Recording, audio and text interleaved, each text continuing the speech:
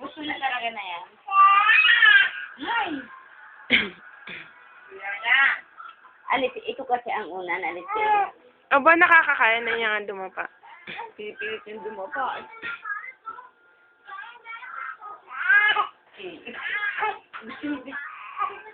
Kaya ayaw na niya nang nakasihaya siya eh.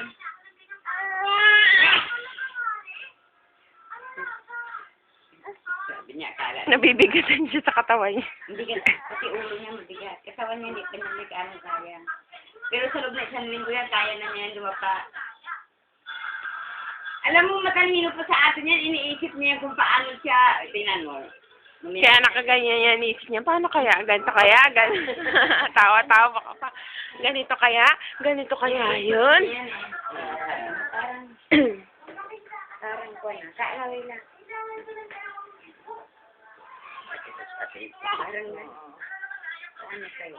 Ali, yung paa mo, hala, ang paa mo, naiiwan kasi ang paa mo eh. Bigat naman. Bigyan niya sila ko. Partihan mo daw siya, partihan.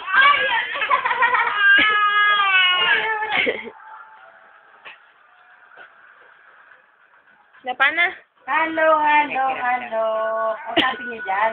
Hindi na nababagod siya, kausapin mo siya dyan. Bakit? Ha? Hana! Dapa na, ano? Ay, nyo.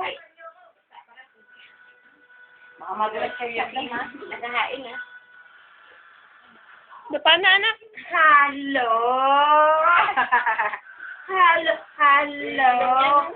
Minsan, tanggalan niyo ng pante ng diaper.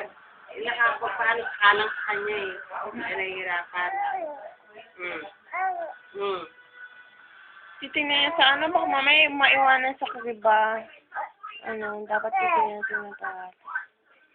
Pag naiwanan sa kriba yan, doon lang siya sa lapag na lang. Nakabiglang dumapa, hindi makita.